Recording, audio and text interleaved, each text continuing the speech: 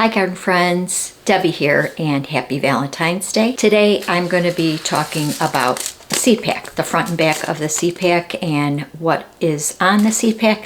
For most seasoned gardeners, they know what this means, but this is for you that maybe doesn't know everything that's on a seed pack, or maybe you'll learn something. Even a seasoned gardener will learn something today.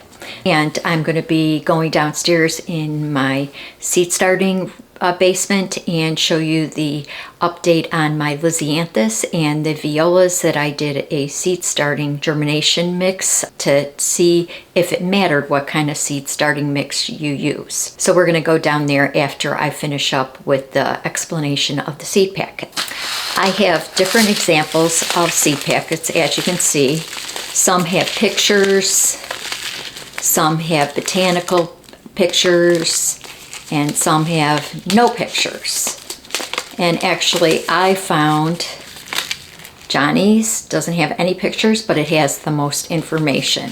And of course Baker Creek has beautiful pictures. This is for advertising purposes to show you the pretty flowers and then you'll want to buy it. Of course it works for me, but Johnny's, even though it doesn't have any pictures at all, I find that it has the most information on this packet. So those are I just have a few of the different seed companies, and of course you may have different seed companies in your location, and maybe the seed packet will vary a little bit, but they should have the main information, should all be on there. The first thing that you need to do is go on the USDA Hardiness map, and I'm going to link that in the right here. And for me, I was a 5B and now I have changed recently to 6. And then it's going to show the different zones and different color variations. Most people know what their zone is, but this is very important if you're going to be planting trees or perennials. As on the packages of tags for the trees and perennials, it will show which zone they are hardy for. The next thing you need to do is find your first and last frost. And I'll link again that link right here, and on that it shows your first and last frost and also the growing season. So it's important to know your last spring frost so you can put out your seedlings after that spring frost. A lot of them say 2 weeks before your last frost or after last frost. So those dates are important. For my first and last frost, my last frost for spring is April 25th, and my first frost in the fall is October 17th. And then it also shows your growing season, and that's important so you know how long of a season you have in your area. For me, it's 174 days. And this is important if you have plants that need a long time, like say 190 days. For me, that wouldn't be a good plant to grow in my area because my growing season is 174 days. Or it's good for succession. So let's say you do a vegetable and it takes 60 days, I would still have enough time to do another 60 days, as again, my growing season is 174. So that's important. So those two websites are important to get started. So now we're going to go on to the seed packet. And like I said, I have, what do I have here? I have 6 different seed packets. And the first thing you're going to notice again is the front. And I'll just show you with this example. It shows the variety. So again, you may not have any picture, or it could be a botanical picture like this, or it could be a photograph. You're going to have your plant type, which this is a zinnia, and then the variety, which is queen lime orange. And then of course you have your picture, and then this is Baker Creek and the address. Sometimes it has a phone number or social media.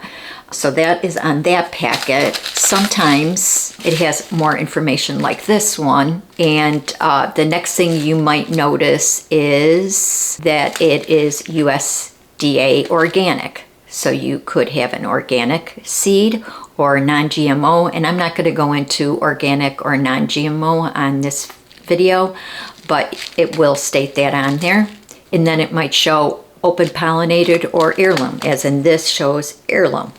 So open pollinated Open pollinated just means that it has been pollinated naturally, like bees. And then heirloom is open pollinated. These seeds have been saved and passed on for many generations, sometimes hundreds of years. So if you, after the season, collect these seeds and grow them the next year, they will be exactly like the plant that you had the year before. Whereas if it says hybrid, which I don't think I have any hybrids currently, and right here, I do have hybrids, but not with me right now. That just means that if you take the seed, you may or may not get the same variety. But that is what a hybrid does, is they're trying to improve on one type of plant. Maybe it has powdery mildew, maybe they want it to grow taller. So that's what a hybrid is, basically. So I have a variety of heirlooms and hybrids as well. The next thing you're going to want to notice is the germination label, which is on the bottom of this Johnny's right here. And on that it shows on when they tested this to check the germination, the test date was 123 and the germination was 97%. So in this packet they tested this particular lot number, which they have to put on all of the seeds in case they have to recall it. That is the lot number that it came from. So all the seeds from this lot germinated at 97% and it was done on 123. Sometimes it has an expiration date on it. They don't have to have the expiration, and some people think that if it says like the end of this year, they can't grow them. That is not true if you keep your seeds in a cool, dry place. And sometimes they're saying that seeds can last for a very long time. Now, germination rate may fall a little bit, but you can test it by putting it, let's say you've had seeds for a while and you're like, I don't know if this is gonna germinate, but I'd like to try. So what you can do is just take a wet paper towel and put a couple seeds on there and put it in a plastic baggie, keep it in a warm place and see if they germinate. If they do, then you can go plant the rest of the seeds that are in the packet. And that's a good way of testing rather than using the whole packet. This one from M.I. Gardener shows that it's an heirloom tomato. It also has that it's an annual. It has how many seeds are in the packet. This again is a tomato, and Cherrylicious mix is the variety. What else is on here? If we look on the back, it has the address and social media. It may also have on here if it's an annual, which just means that it has its whole life cycle in 1 year. Biennials, they complete their life cycle in 2 years, and that's like a foxglove. It may just leaf up the first year, and then the next year you'll get blooms and it'll drop seeds and then come back up again. So that's an example of a biennial.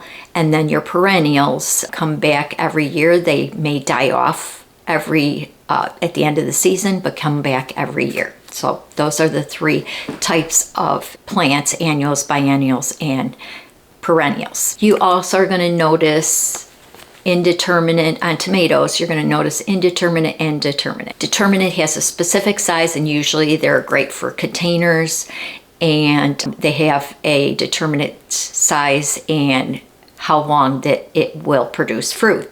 Indeterminate just keeps growing and growing and growing and growing through the season, and those usually end up getting quite large. The next thing you might notice on seed packets, as in Gardener's Workshop, they have on here cool season hardy.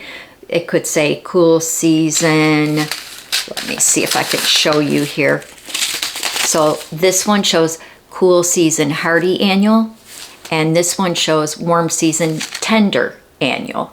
So when it says it is hardy, it likes cool weather and it can handle maybe a little bit of frost. Tender, they cannot tolerate any cold or frost. That will kill the plant. So the next one will be your plant conditions, and unlike this one, it shows direct sow after last spring frost, requires full sun and rich soil. Sometimes it'll show you the plant conditions and your soil type. Soil type is pretty rare. I don't see them on a lot of packets, but that you might see as well. So it could say full sun, part sun, part shade.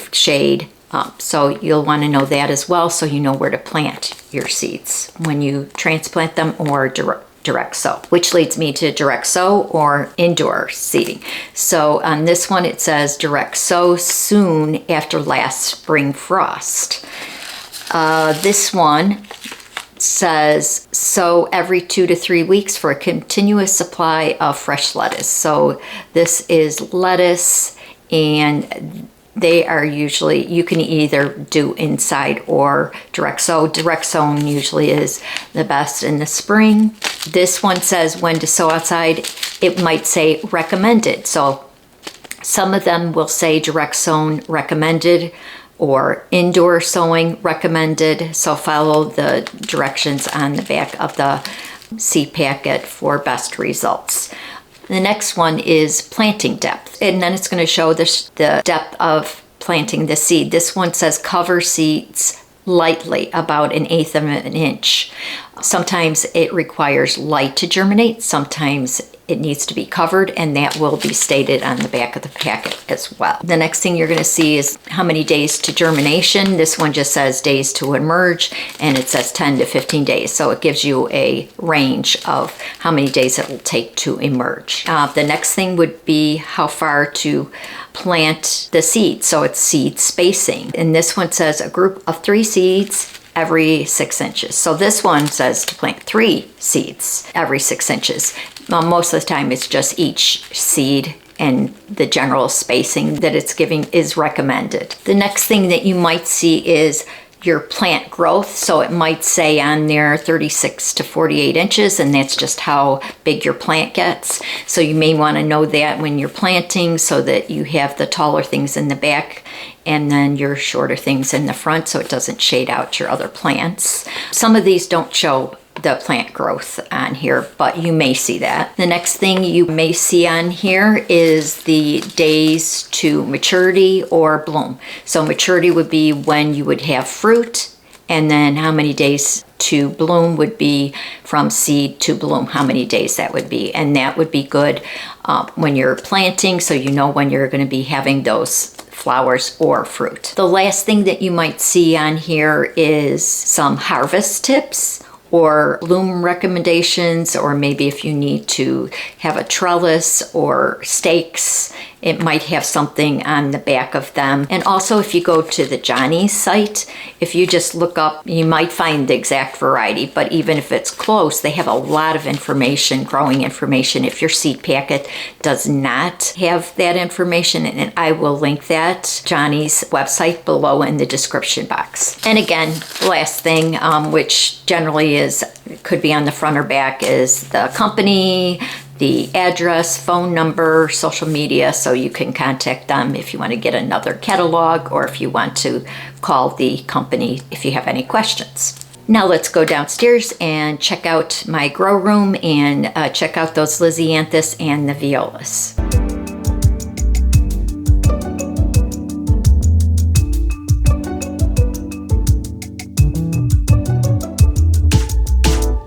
Okay, we are now down in the grow room, and I wanted to give you an update on a few things.